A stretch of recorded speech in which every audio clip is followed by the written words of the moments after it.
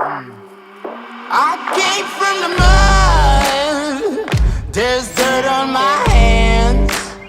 What is going on, everybody? Welcome to the Starter Story Podcast, where today can be the start to your story. Today's guest is someone who is a sales director for Nutrition Coaching Institute and Business Coaching Institute. He's a men's physique competitor, and he's a cancer survivor. Ladies and gentlemen, I give you Nick Ross. What's going on, brother? Welcome to the show. Hey, Matt. Thanks for having me on. I'm really excited to be here today. Absolutely. I'm honored to be able to talk to you and to pick your brain and to hear your story. And I think a lot of people are going to listen today and really truly benefit to hear everything that you've been through and everything that you're still going through now. So, kind of just walk us through your story, your journey and your history and up to where you are now. Yeah, the quick version of it to kind of get where we are today is I'm 38 now, and 6 years ago, this March 24th here in 2022, I was diagnosed with cancer after really living a very unhealthy lifestyle, best described as a bachelor male for 10 to 12 years. I moved all the time for work. I probably lived in 7, 8 major cities across the city, across the country, constantly going out, constantly saying yes to every event, party, bowling, you name it, 2-for-1 nights, Taco Tuesdays, Sunday Fun Day. Man, if there was some fun to be had, I was there having it, and I promise you, I had a really good time. But also just starting unhealthy. I grew up in a farm my whole life, kind of farm strong, farm fit, got into sports, played 3-4 sports every year because I had a lot of energy and my mom had to keep me busy. And I was never shy about work or athletics, but along the way as life, you just kind of stop doing that as you grow up throughout your 20s and different priorities. And my priorities definitely got messed up. I learned now in your 20s, those are really your earning years. You really have to learn what balance is between what am I willing to work? Can I work 40, 50, 60 hours a week? And how much fun do I need to have to kind of counterbalance that? And what am I willing to tolerate?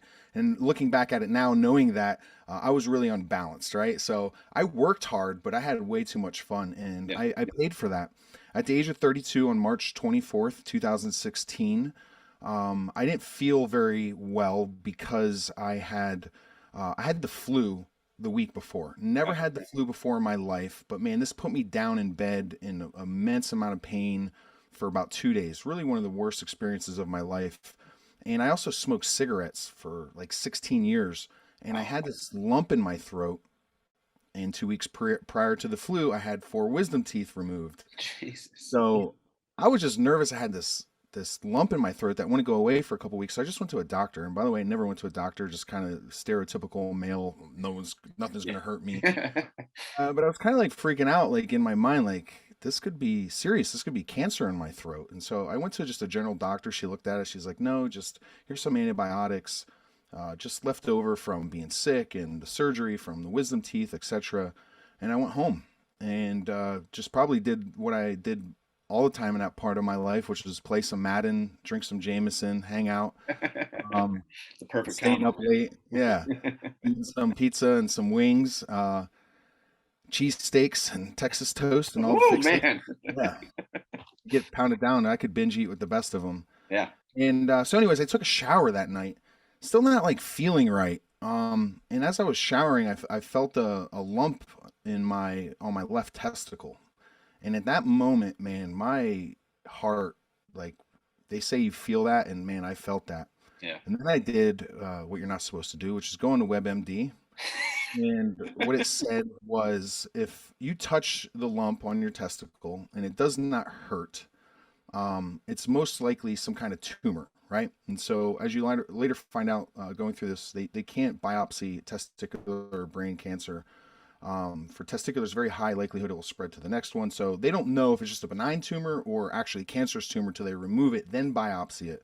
But they said if it didn't hurt, probably tumor. If it did hurt, maybe something else is going on in that area. Either way, go see a doctor. Yeah. This is probably like midnight. I don't sleep, wake up. It's Friday morning.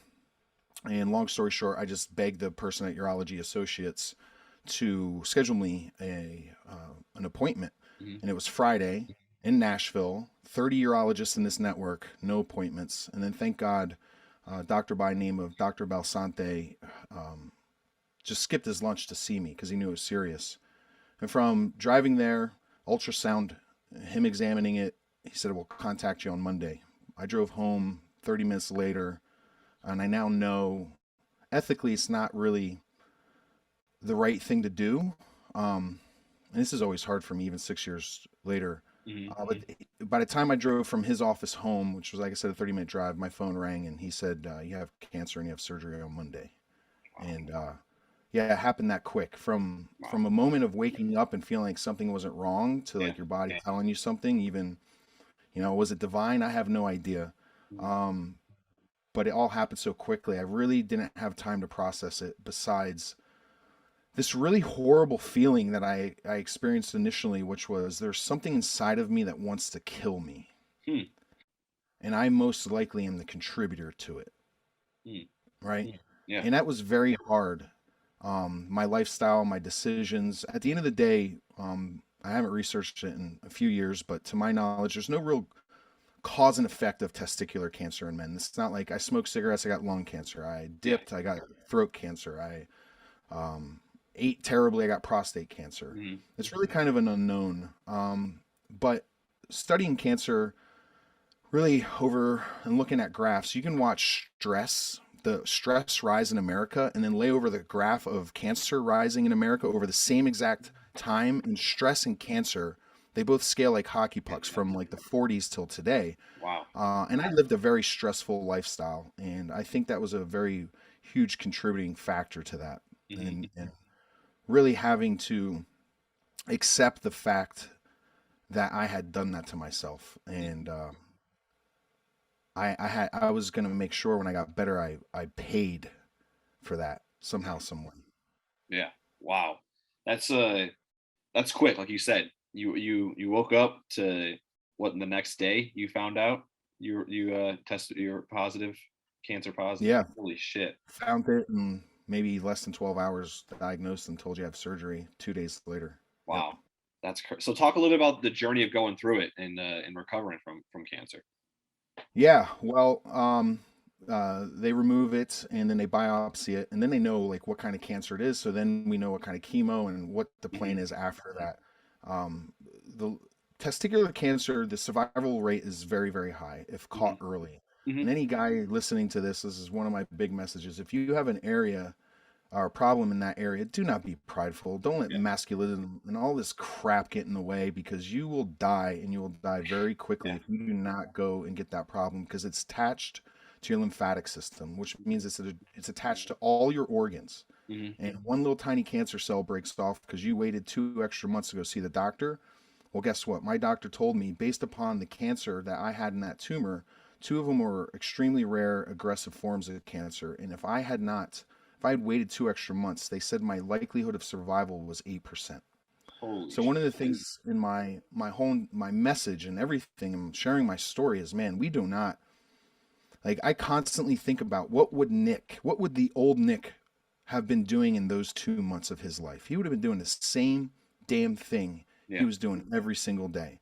Going to work, trading hours for dollars, being a wage slave, having to ask permission to take vacation, living paycheck to paycheck, because of the stress, drinking more, eating more, not continuing my self-development, not acquiring new knowledge and new skills so I could get out of the position I was. It was just this failure loop that I was trapped in. And because of that, I never moved forward. And then I almost died because of it at the age of 32. And so, man, you may meet me in person like, man, this guy, he's got a lot of energy, he's really passionate. No, I'm obsessed today with chasing wins and chasing excellence and being the highest potential that I could be. Absolutely. Because at the end of the day, if I would have died 2 months later, or whatever that time frame would have looked like, I would have died an unconsequential man. I would have never, there would be no legacy, there'd be nothing I had to leave. No, I would not be remembered for any reason. And as a man, whether you want to admit that or not, significance and contribution are the 2 biggest driving forces in your life. Whether you want to embrace it or not, it is.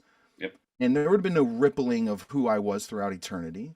And so I'm obsessed with chasing the vision of what the Creator had for me, right? And every day, now with the second lease of life, I'm constantly chasing, and I love it. I'm less stressed, right? It's a lot more stressful to be anything sitting around on the couch watching Netflix. Well, what are you? You're anything. You could be anything. Yep. It's much simpler just to focus on that one thing you want to be and then chase that day after day after day. Yep. And you got to circle the W, right? So you talk about every day on social media. Talk a little bit about that. Yeah, Circle the W started actually from the 5 critical tasks to win the day from Andy Frisella. Like I totally got that idea from him. Yep.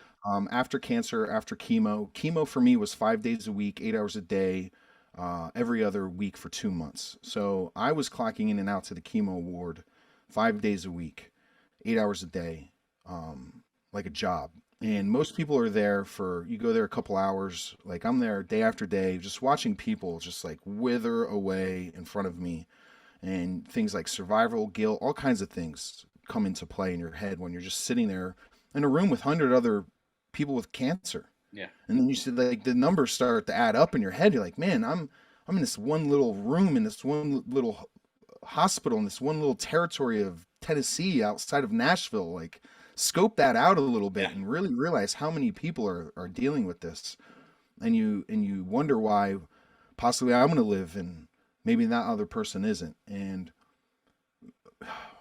at the end of the day, and I'm going to answer this directly here eventually. It all started with making a promise that I refused to break. Cancer was a life-changing event for me, but the generosity and the willingness for strangers, people around me to help me, that's what fundamentally changed my life. I could not afford to pay for this, and I started a GoFundMe that raised more money in 24 hours than I'm even comfortable mentioning. That got me out of the financial hell that I was also facing because of this, even with health insurance. And that fundamentally changed me. I remember, sitting at my computer that night and watching the money being raised and just losing it emotionally. And that was really one of the first times in my life, man, this stuff's hard to talk about still to this day, is that I surrendered. I surrendered in that moment. And I said, God, if you give me a second chance at life, I swear on everything that I'll use the few gifts and a few skill sets that you've given me, and I will help and I will serve other people. At that time, I did not know how, but it had fundamentally changed my heart forever. Yep. I realized that my problems, what I was going through, man, if I continue to focus on that, then I'm going to suffer forever. And then if I focus on solving other people's problems and I serve them and I have a servant heart, that everything that Nick wants and desires in this world will come to fruition. And I've subscribed to that moment and to that philosophy. And I've removed everything and everyone in my life, best friends, family, you name it. I've removed them if they are out of line with, or out of alignment with that goal and that promise that I've made. I refuse to break it. Yeah. And so what that started for me was, after cancer, a journey on self-development. One was like, all right, this is my only body. This is my only vessel.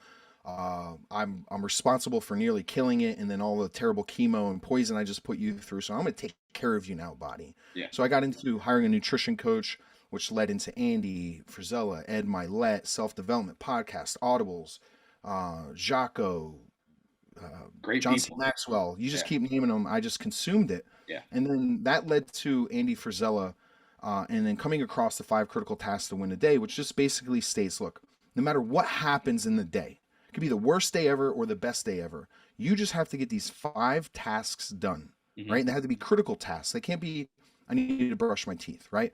A good one for a lot of people is just make the bed. Small win. We've all heard the YouTube video from the Corporal Admiral. I forget his name exactly. Giving that, but right. Yeah. But making your bed, like that was the first step for me to change my life. Yeah. I did that for a year, making my bed. First win, bam, got a small incremental win. What's the next one? All right, I just need to read 10 pages today. Let's bang that out real quick. Oh, I'm doing my cardio. Well, that was the third one. And while I do my cardio, I'm going to listen to 30 minutes of a podcast. Bam, there's my fourth one. Now all I have to do is just hit my macro plan. There's my 5th win. And I could have had the worst day, could have broken up, could have lost all my money, man. If I just did those 5 things, we circle the W on the calendar. Yeah. And now the idea is to do one of those critical tasks 21 days in a row. If you do it 21 days in a row, now it's a habit. Now you've created the external accountability you need to create the internal habit. So now make the bed. Now what's the next thing you want to work on? Well, maybe you would like to do some stretching or some meditation or some yoga for 10 minutes, or maybe prayers of gratitude. That's a great one to start your day. So now let's put that in. And then what we want to do is we want to have a calendar, a big calendar that we can see. And every day you write those 5 tasks, you mark them off, and it's an L, you lost it, or it's a big W, and that's the significance of circling the W. Yeah. And I did that for over a year. And what that did is provided me small incremental wins deposited into the betterment of myself. Yep. And so think about it like investing in financials. I have to sacrifice short-term gratifications right now. And the only way that I can pay for the betterment of my future is with hard work and sacrifice. Yep. That's the only way I'm making small deposits into the piggy bank of Nick's self-development. And eventually, if I do that long enough, I'm going to develop skill sets, which open up doors of opportunity. And now I have this massive withdrawal a year, 2 years down the road. Absolutely. But it starts with small goals. That's the big point I want to make here. Dream big. Yeah. I want to be bi-coastal. I want all the significance, all the things, materialism. Why? Because that's important to me. But it also means that I can buy things for all the people that I love. And so I dream real big. Absolutely. I dream toes in the sand all the time. But I understand there's small milestones and wins that I have to stack daily, methodically, incrementally in order to get there. And so that's the significance of circling the W, which then later turned into 75 hard. Yeah, absolutely. And I think, so I'm actually right next to me. I'm a big Powerless guy, man. Big Powerless. Yeah, so you have it. That's it. Yeah, right it's there. amazing. It's amazing. That's literally how it transformed my life. Absolutely. And it's something that people think is like so small that they don't see the big picture of stacking. You said stacking the wins day after day after day after day. That shit adds up quick. It adds up real quick. And it's super important. It's something that it's people he talk about too. Like you can finish your 5 critical tasks by 11 a.m. You're done for the day. And people like, that someone like me, like I'm a person where I try and like, before I used to try and do as much things as possible. And I burn myself out super fast because, I'd be up late at night, waking up early in the morning, getting all this shit done. But the Powerless, man, it's so powerful. So powerful. Yeah, you could, because I was the same way, right? Like I felt like if I didn't get everything done, I didn't win the day. And now I'm putting my head into bed and I'm just like going and I can't sleep. And then that sets the next day up for failure. Absolutely. With this, I can take the anxiety away from like, well, did I win today? Like, yeah, you did win. Here's the proof. Yep. So it's just something that is, and look, all of this stuff is super simple. Yeah. Right. Widely known, hardly applied. Yeah, it's a good way to say it. Everyone's been listening to this like, oh, I knew that. Really? Have you applied it? Because knowledge is not power. I'm sorry you've been lied to. Knowledge applied is powered. Mm-hmm. So great that it's rattling up there in your head, but actually apply it and watch the results. Because that's what everyone wants results quicker, faster now. Mm-hmm. Well, Tony Robbins, we'll say is the greatest life coach that's ever lived and manages and some of the smartest, most brilliant people in the world.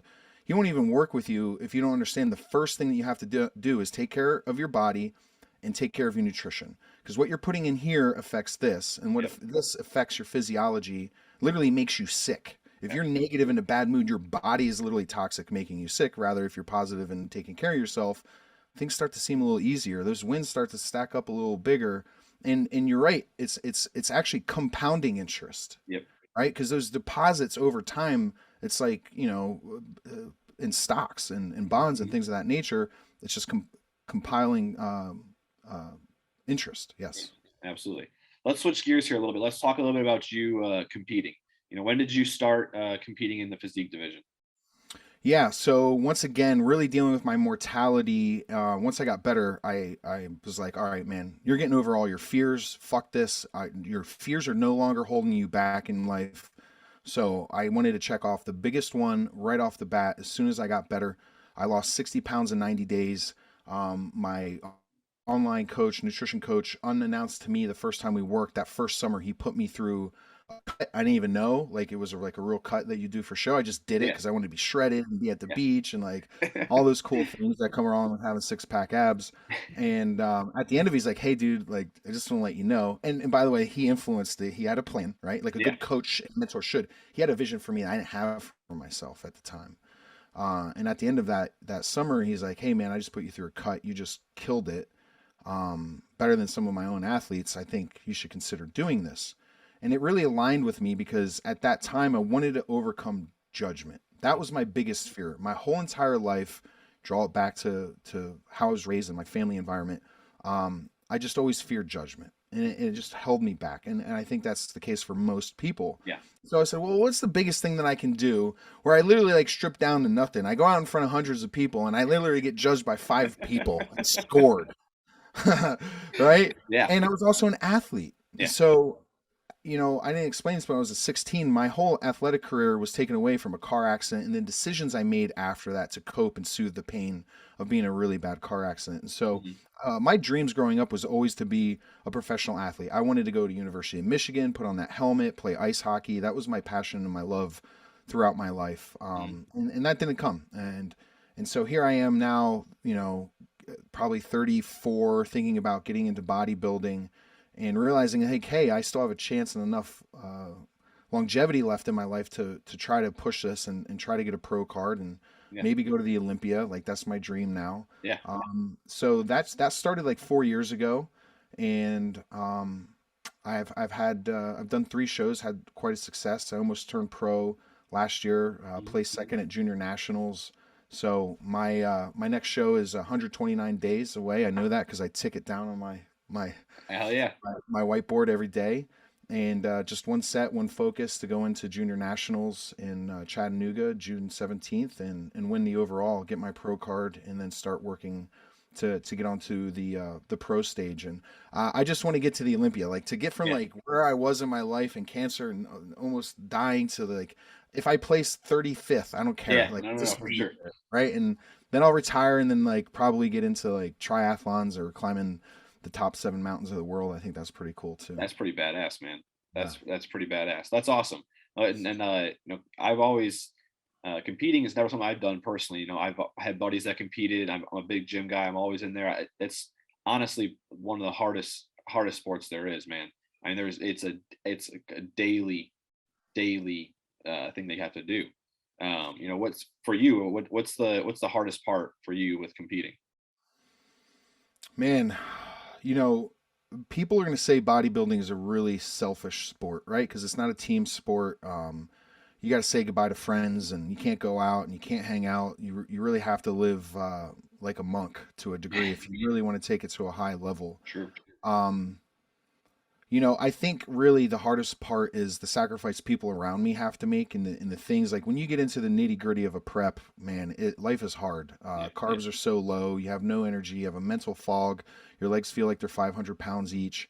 And one thing, like, I often think about this because I believe cancer didn't happen to me, it happened for me. Like I got cancer for a reason. I believe I was selected to get cancer because I could handle it and I could push through it and then come out the other side and shine some light and some positivity into the world. But one of the reasons why I just wanted to get into bodybuilding is to just really prove to myself that I could be sympathetic in pain.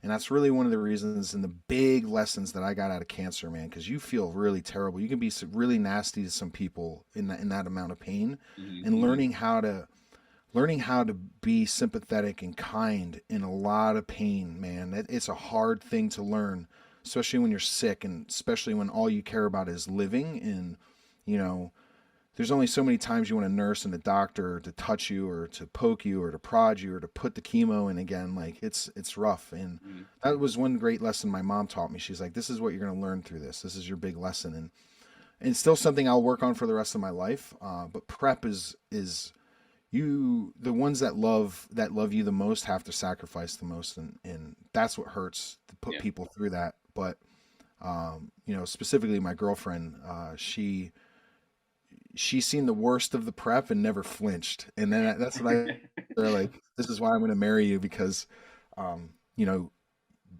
darkest competitor can come out in those moments, right?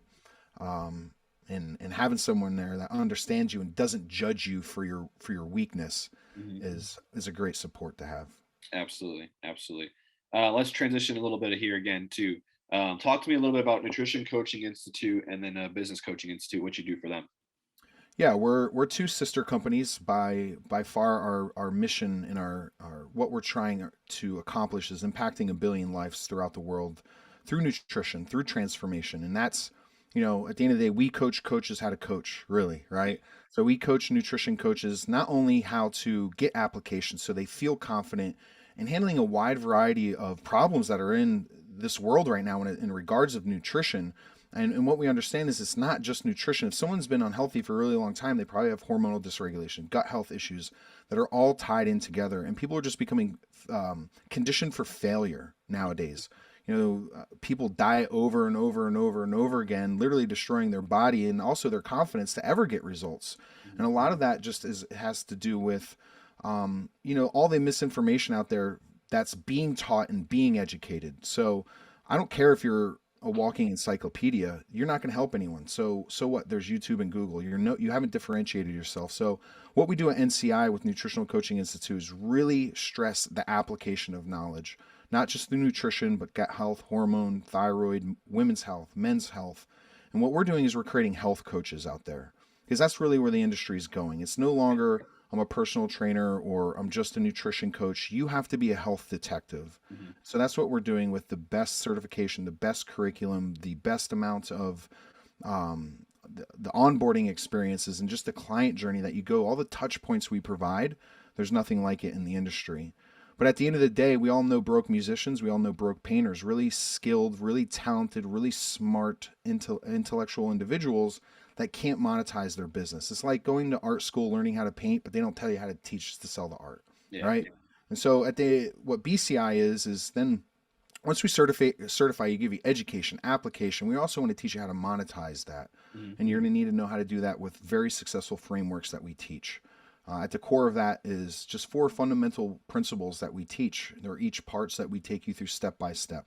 If you want to grow or scale an online business, you have to be able to get qualified leads that are your ideal client avatar. So we're going to teach you how to do that organically without cold DMing. Then you need to know how to warm them up and nurture them and create a conversation where eventually you can get them onto a phone call and they're qualified to want to buy. That's the sales process is part 3. And then lastly, just fulfillments and increasing the value and a lifetime value of that client. Who cares if you churning and burning clients month to month? You need to know how to have them for years so you can grow your business. So at the heart of BCI, we call that the machine, right? Internally, but we're teaching you how to build, scale, grow your online business coaching for nutrition and fitness, Mhm. and do that while generating impact through what we call a connection-based education system. I love that. That's important too because a lot of things that are sold out there is quick, easy. Here's your click funnel that's going to get you the most amount of clients, and that's not sustainable. What you guys are teaching is sustainable. I Yeah, love that. we got to teach people how to get sustainable long-term results with their weight, with their health, with whatever they're trying to get in line in their own personal health. But also that's the same thing in business. And Yep. we're not teaching any quick fixes. I mean, at the core of what we do, we're going to tell you to do the boring work. Yeah. Because when you do the boring work, you get to have and spend the fun money, right? You get to do all the Yeah. fun stuff. But all the boring work has to be done first. And Absolutely. in the industry, I'm not shy to say there is no one better or doing it with more success at a higher success rate than NCI and BCI. Absolutely. All right. Last question I have for you. Where do you see yourself in the next 5 years? Man, in the next 5 years, that's a very good question. Um, Definitely want to at least have gone to the Olympia and probably retired from bodybuilding and just get into the next phase of endurance sports. I got to meet Iron Cowboy in person recently. James Lawrence, great guy. Yeah. Yeah, and so I like got to do one. If he did how many did he do? Like 101 in a row? 101. Yeah. I can Yeah. do one. I could Yeah. do one. So I at least got to do that. Yeah.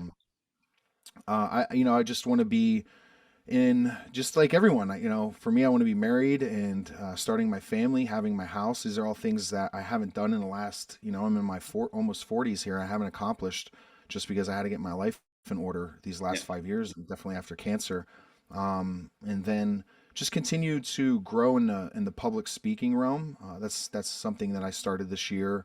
I get to speak on stage with Ed Milet here in a few months, and I don't even know how I got there a year later. But eventually, the big goal, and if you know Jason Phillips, we didn't know this about each other before we met each other, but I have a goal in 5 years. I want to speak on the same stage or at the same event as Tony Robbins. So Oh, wow. that's a big goal for me. That's amazing. That's amazing.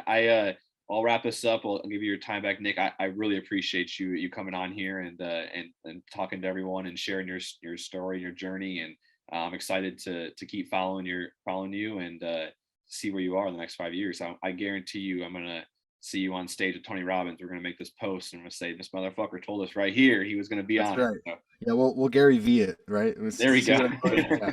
But hey, thank you so much for the Yeah. opportunity. Any opportunity to share my story and help and shine some light into this world nowadays with Yeah. so many dark things going on. I just thank you for the opportunity. It's my Yeah. absolute pleasure. And then where can everyone go and check you out at?